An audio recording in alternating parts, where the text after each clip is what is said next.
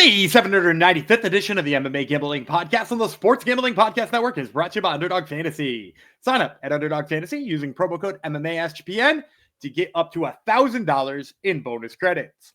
And we're also brought to you by Edge Boost. Get up to $750 in cash back rewards each month when you sign up at edgeboost.bet and use promo code SGPN.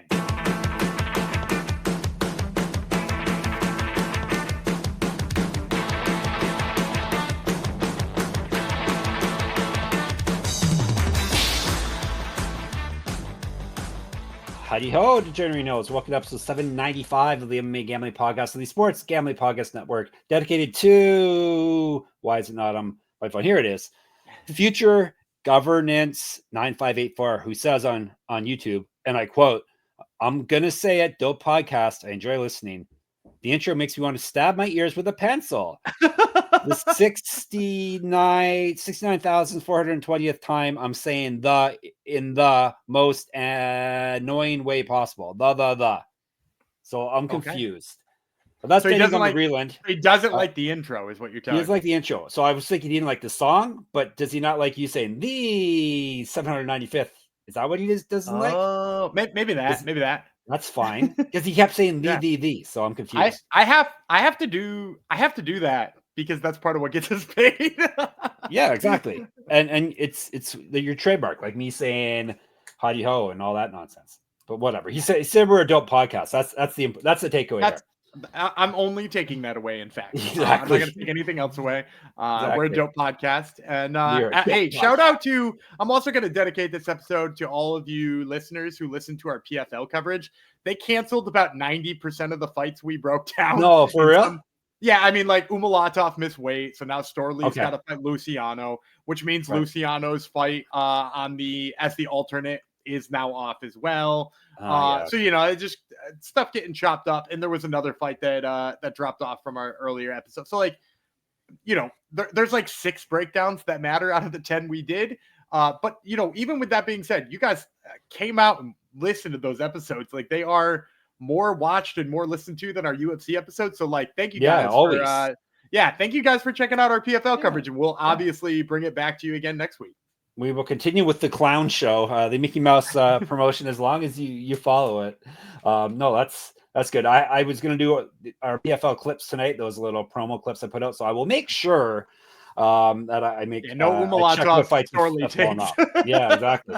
Don't make clips for fights that have been canceled. I'll make sure I mark that. Who am I, you may ask? What's my name again? The ass grinding machine, Jeff Fox. If you want to know why, you're going to have to listen to the archives.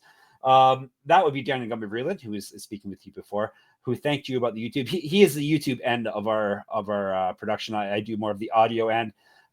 So yeah, I did notice our numbers were way up. I haven't dove into what brought them up, but apparently it's PFL, so that's good.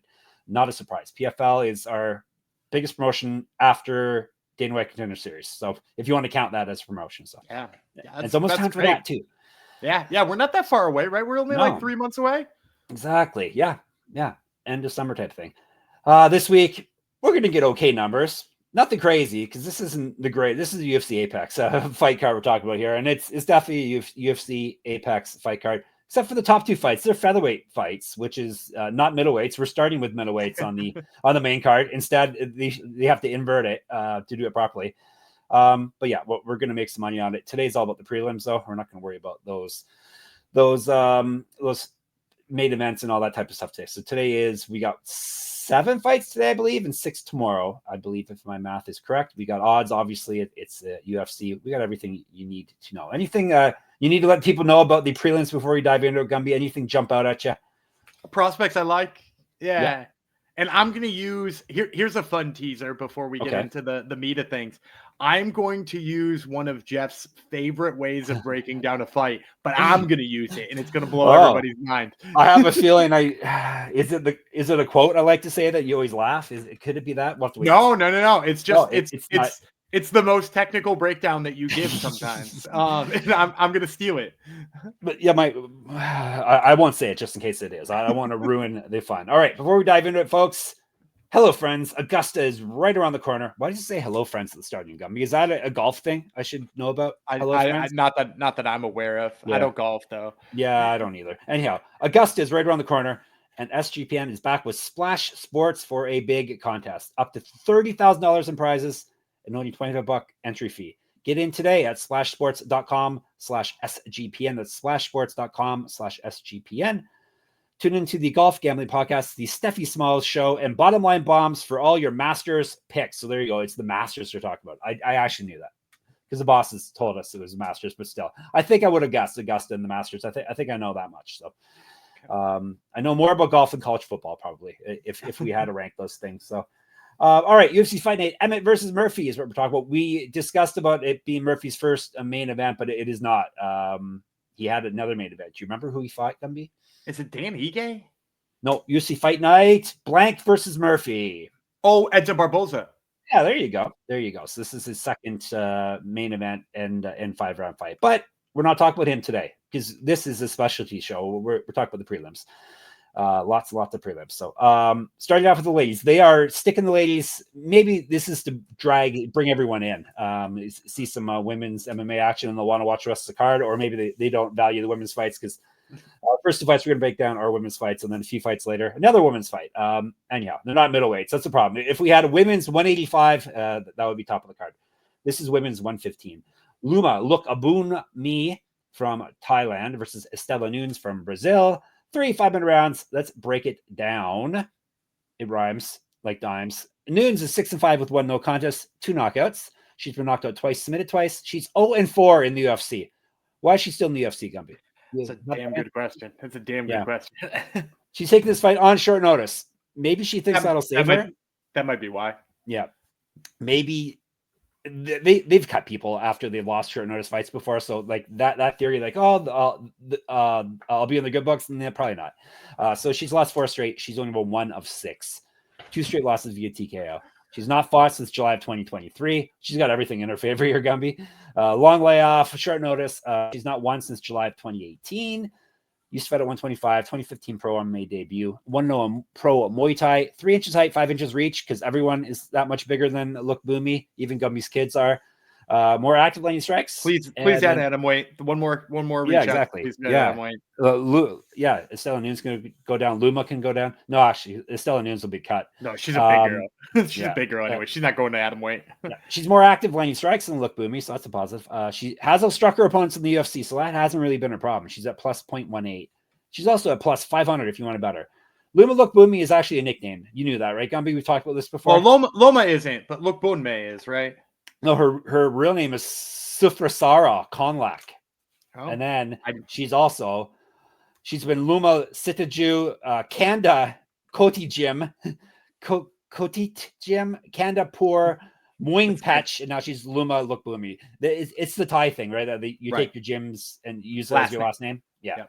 So I guess Lookboonmee has something to do with her gym now. So anyhow, Loma Lookboonmee is the fun name to say regardless. Sufasara Konlak is as well. She's 9-3, 1 knockout, 1 submission. She's been submitted once. 6-2 in the UFC. Oh, she also finishes. 6-2 in the UFC.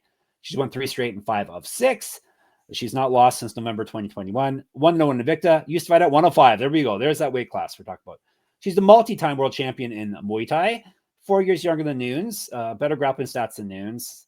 I have a feeling this isn't going to be a grappling match, though. She's outstruck her opponents by 1.62 strikes per minute in the UFC, and she's at minus 649. All right, Gumby, kick us off. Yeah, I'm going to go with Loma Lookboonmee. I will say I don't necessarily love this number because I think Istela Nunes is better than her 0-4 record. I mean, like, good fighter she fought, right? She fought like Ariane Cartolosi. I want to say she lost a majority decision to Sam Hughes. One of her losses was due to like a freak arm injury, which, I don't even think you can necessarily hold against her. And then it was Jauregui beat her the other time. Yasmin Jauregui. So like, that's a pretty tough slate, which is maybe why she's getting a 5th chance here. But the bottom line is I just don't think she can handle the striking of Lookboonmee. Like, I see some of the things she tries to do on the feed in terms of kicks, in terms of, closing the distance to get to the clinch. And like, first of all, you don't want to be in the clinch with Loma. She drills knees right to your stomach and stuff like that. And plus she's got I know you made fun of me for saying this once. She's got really good foot sweeps. Like she regularly just Did I make fun of you? Yeah, one time you were like, do you like Loma Lookboonmee's foot sweeps? I can't tell. I think there's actually an episode called Loma Lookboonmee's foot Oh, sweeps. nice. How many of these things are you holding against me? I wonder. How many of these Jeff made fun of me 5 years ago? I'm gonna remember this type of things. We'll have to have this was probably before we were even on video. But yeah, like oh dear. So like her foot sweeps are good. By the way, Seabrod's foot sweeps this past weekend were good too. Yep. For some reason, Mel Costa didn't ever think that like maybe he might need to defend those. But like so my point is in the clinch, she could take her down if she wanted to. I think she'd do just fine in top control. I think people sleep on how good Loma is when she does take people down. And then again, I just think, in the clinch, she's going to work the body from distance, even though she's got a little bit less reach. She uses it functionally better. She's got the kicks to work it. I think you're just going to see a point fight from Loma Lookboonmee, and I'm going to take her to win this one. As will I. I may have more on her tomorrow. We'll put that little spoiler out there because, as Gumby said, point fight. That's pretty much what she does. So she's too little to knock anyone out. I think that's the thing. Maybe at Adam. I don't know. I think she could knock people out if she got like a knee to the right spot. I could see like that's true. Body one. Yep. Yeah, body shot or something like that. Yep. Very true. All right, we're sticking with women's starweights, which is fine by me. Vanessa Demopoulos, she has the Greek flag beside her, but she's from the States. Talita Alencar, she is from Brazil. 3 5-minute rounds. Let's break her down with Demopoulos first. Lil Monster, she needs to get on your show again, Gumby. It's been a little while, right? It's been a minute since we've talked to Vanessa Demopoulos. Yeah, she's not on this week. I'm sorry. No. Oh, damn. So many swears. It's so much fun.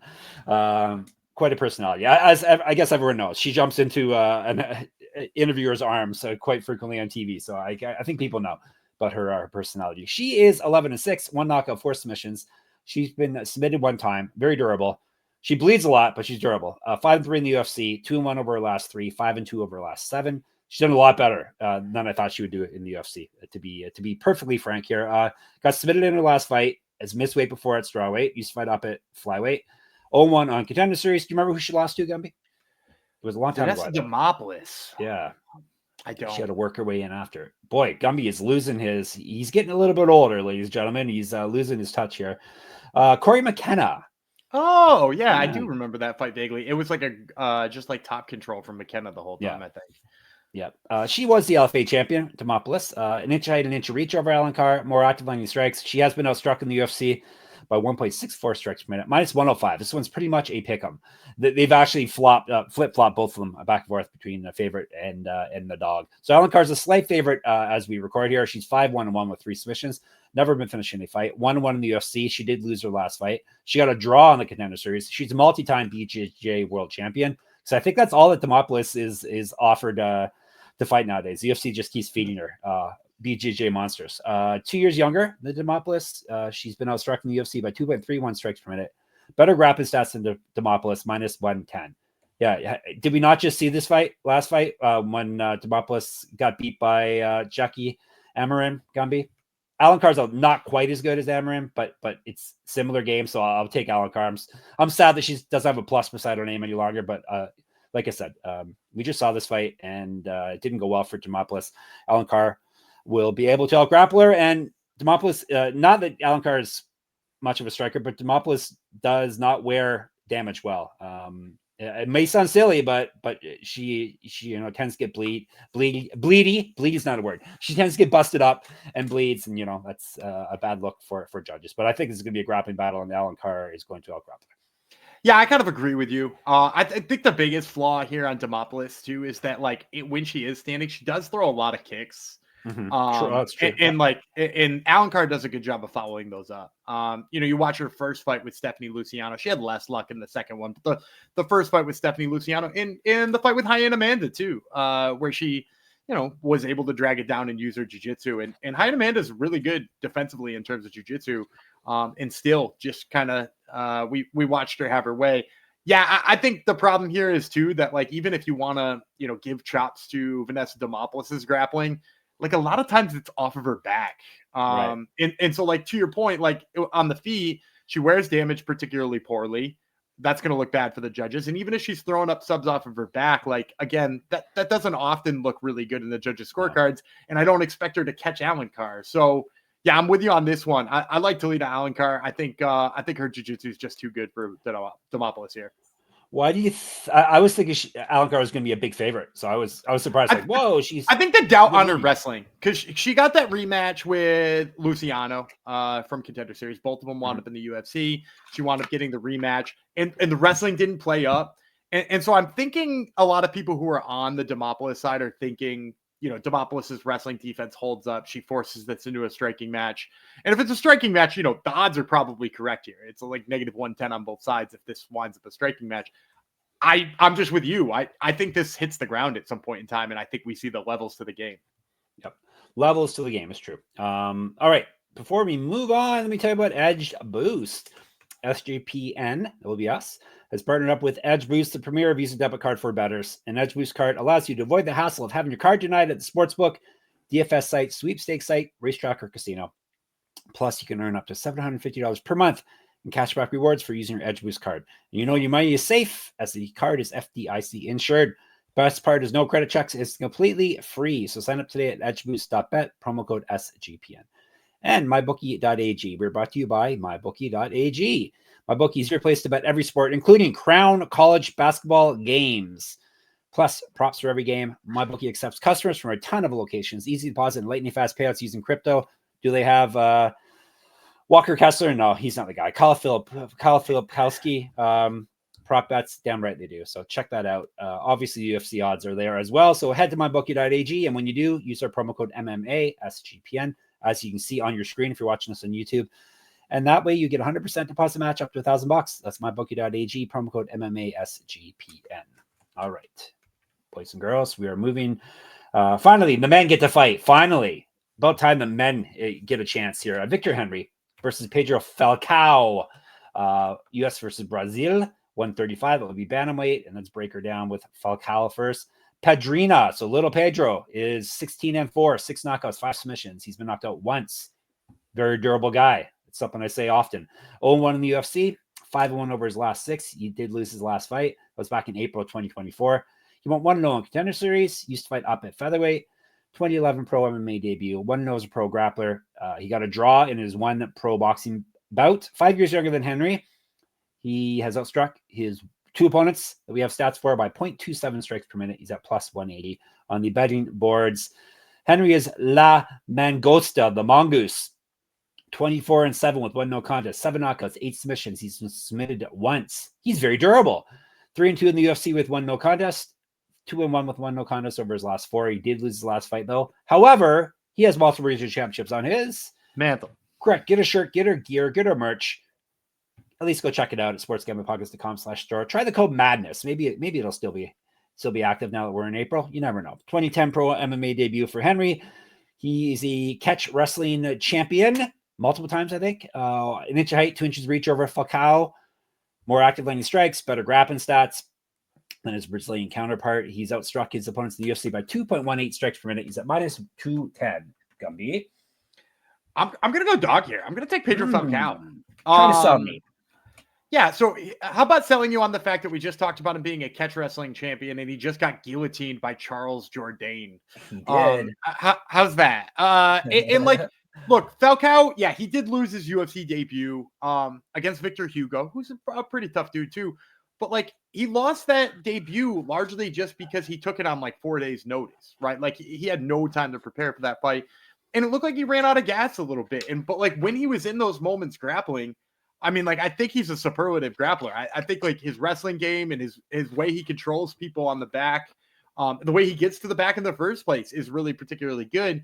And I think we just see Victor Henry just, like, he's got catch wrestling, which is a little bit of a style that maybe some fighters aren't used to. But it also, like, the way he uses it is, like, somewhat risky from time to time. Like, he goes for positions and like winds up giving up his back sometimes. Obviously, he shot that takedown on Charles Jourdain and somehow got guillotined by Charles Jourdain, which is, again, I can't say enough how like much of a bummer that was. I'm pretty sure I had Henry in that fight. Because a Canadian one, is that why? I bet. No, I'm pretty sure because in the breakdown I said there's no way Charles Jourdain gets another guillotine.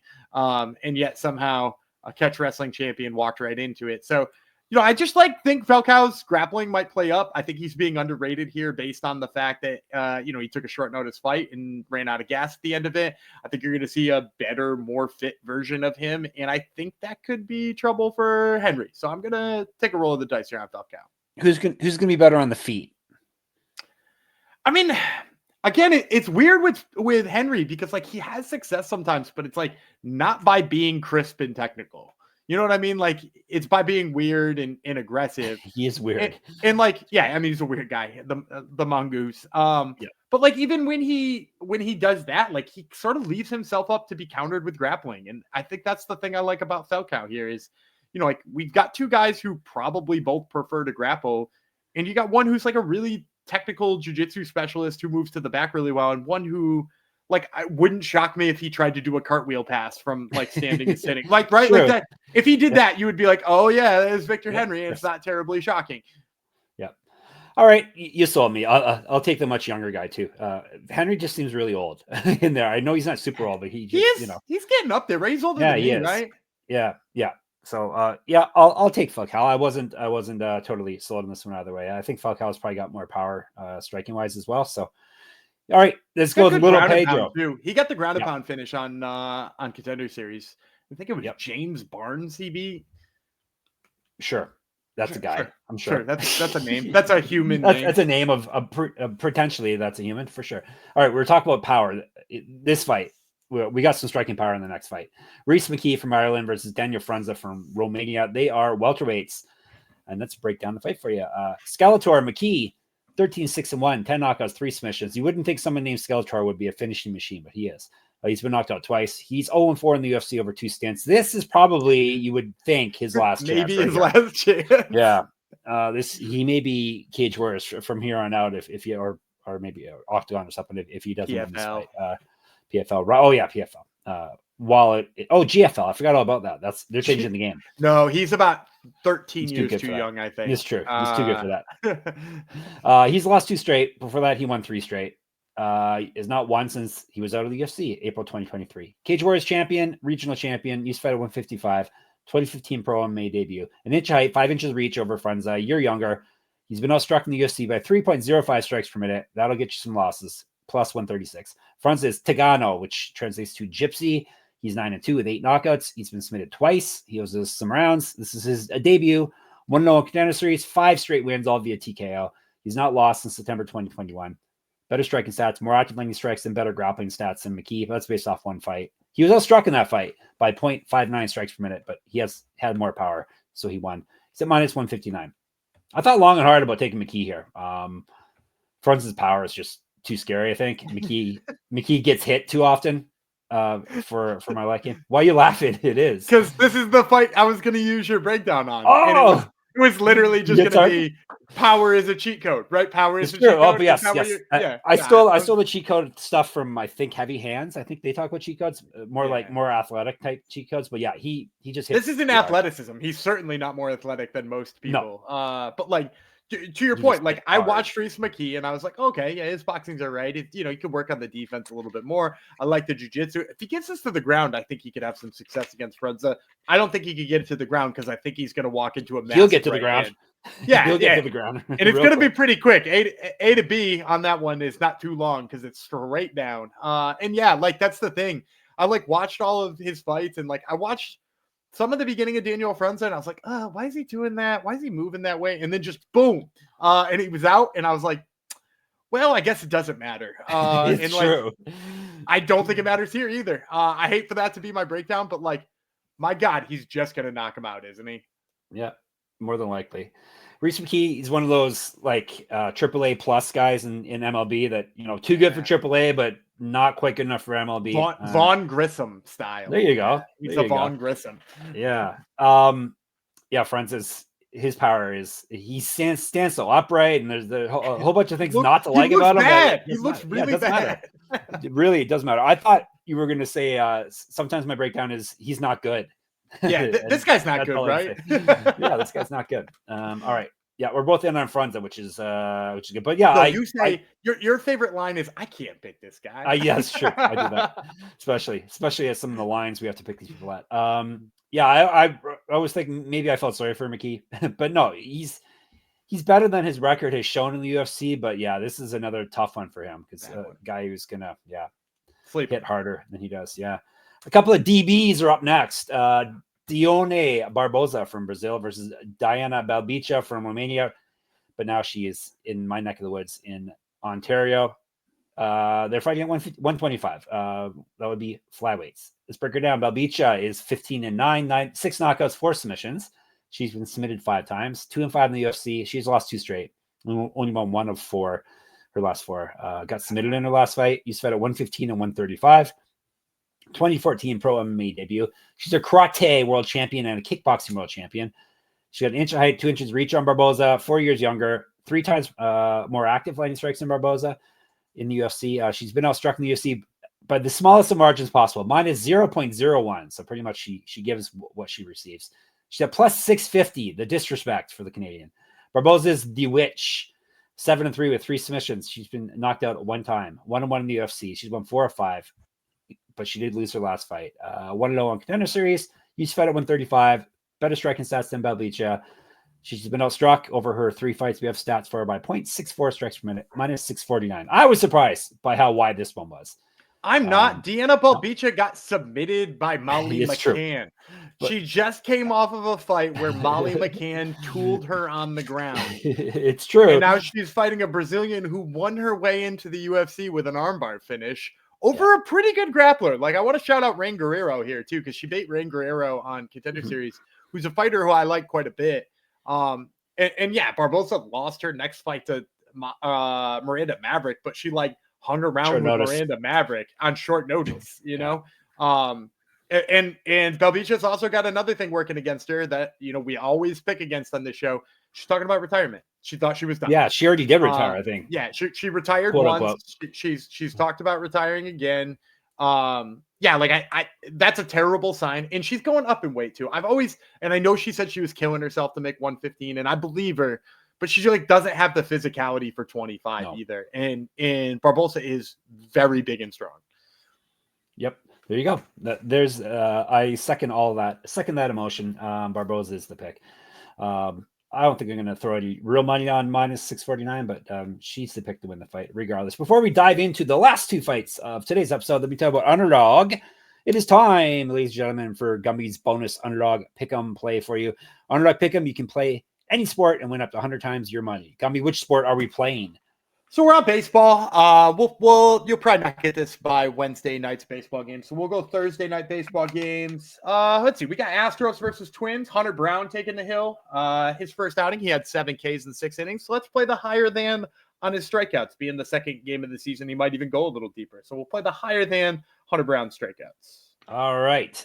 Take that and take our code, MMA SGPN, over to underdogfantasy.com, and that way you get to claim your special pick and first time deposit offer up to $1,000 in bonus credits. That's underdogfantasy.com, promo code MMA SGPN. And Rhythm is your home for AI prop picks and props. Rhythm is now live for Major League Baseball. Woohoo! Plus, they got models for NBA and golf. Check out while you can. Kyle Filipowski plays. We got another 2 weeks, less than 2 weeks to get in on plays on him.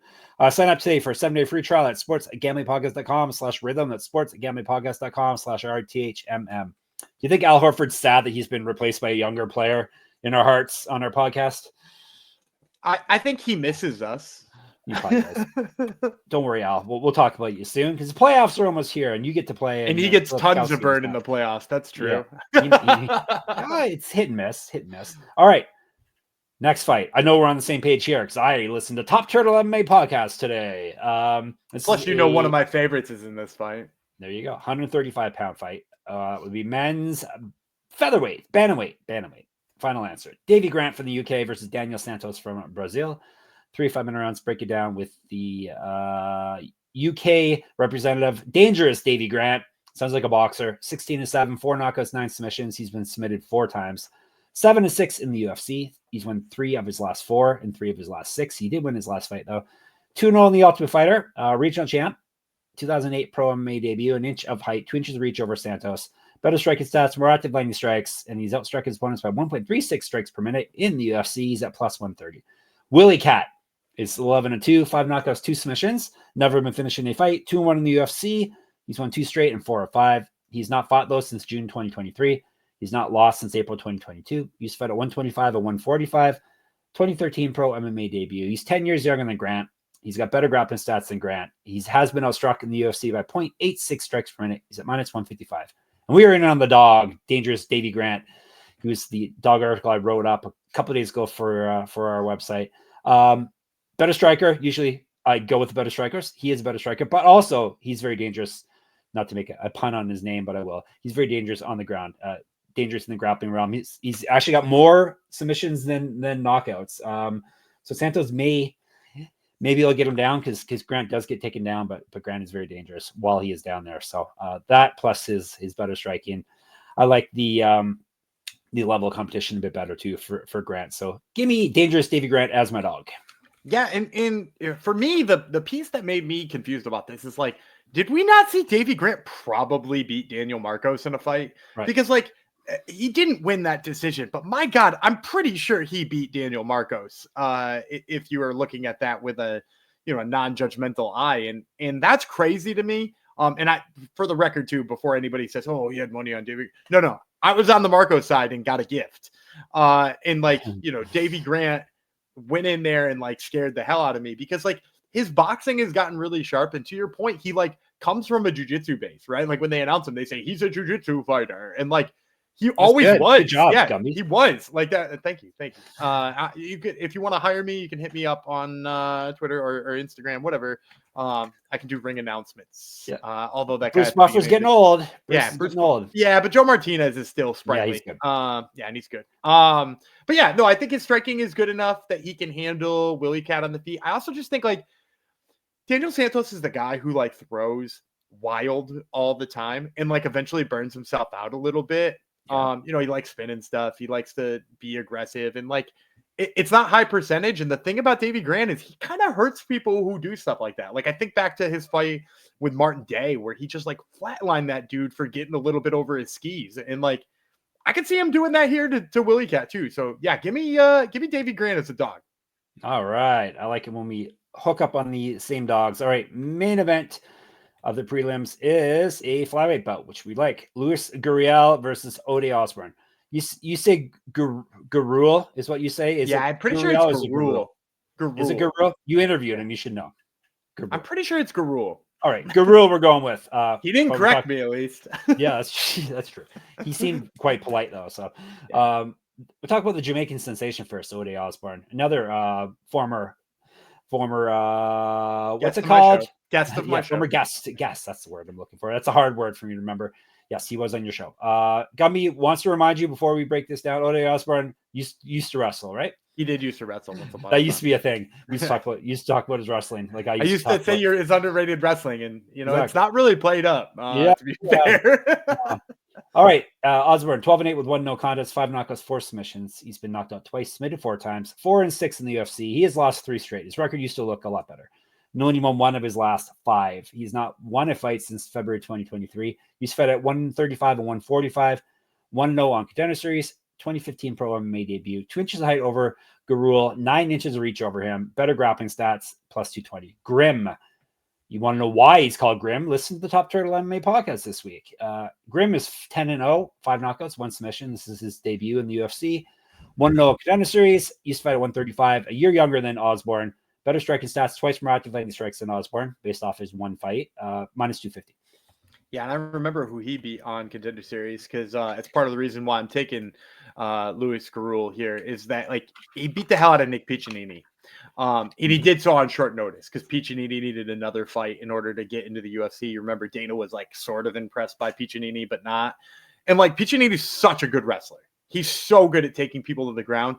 And like Gurule just like either shut things down or got back up. And his pressure is absolutely unrelenting. Like the way he comes forward and just forces you into like nasty exchanges all the time, it makes people wilt. And, not that Ode can't hang on the feet a little bit, but like, he's gotten caught a couple of times and, he's long, but that doesn't necessarily use his length all that great.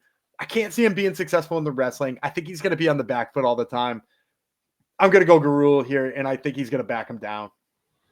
Yeah, I think the pressure is going to win the day here, and Osbourne, sadly, is probably going to be it for him in the UFC. It hasn't really panned out the last half of his UFC career. So yeah, Gurule is the pick, and as he said on your podcast, he's not a young guy, so he wants to get it going. Get it going. All right, he's not a young guy, but he's only 30, I think. Right. So and we haven't seen flyweights age out all that fast. I mean, look at the top of the division right now. Look at Pantoja. He's not a young dude. We assume younger is better at flyweight, but hasn't really played out that way in the real life. So perhaps it doesn't matter the weight class. All right, we both have Gurule, we both have Grant, both have Barbosa. Hey, we have a team right here, don't we? Both have Frunza, both have Falcao, both have Alencar, both have Lookboonmee. All right, team ride. That means everybody out there watching and or listening, you need to make plays. And all those is because you have to bet on every fight. We told you those rules when we started this, $100 at every fight. And you have to pick all those same plays as us. All right. And then you have to thank us after you win. That's all we ask. It's not too much.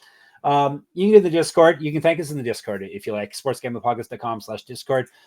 Twitter's SGPN MMA. I'm at Jeff Fox Writer. He's at Cumbie Breland. I'm at Jeff Fox Writer on Instagram as well. Don't forget about the YouTube MMA Gambling Podcast. Hit us up in the comments. Make sure you subscribe. You can listen to Top Turtle MMA Podcast. I told you about it already. I already told you Luis Gurule is on it. Tell the people who else is on it. Also talking to Jaylene Robledo, who is fighting Friday night on Invicta 61. And she's really, really young. Yeah. Just a little baby. All right. So listen to Top Turtle. Check out my Substack. Enter my free UFC Pick'em contest at moneymma.substack.com. And check out all of our work at sportsgamblingpodcast.com. sportsgamblingpodcast.com/store is the place to go for your merch. Try Madness at checkout. If it works, you get 20% off. sportsgamblingpodcast.com/Patreon to get some bonus content. We'll be back tomorrow.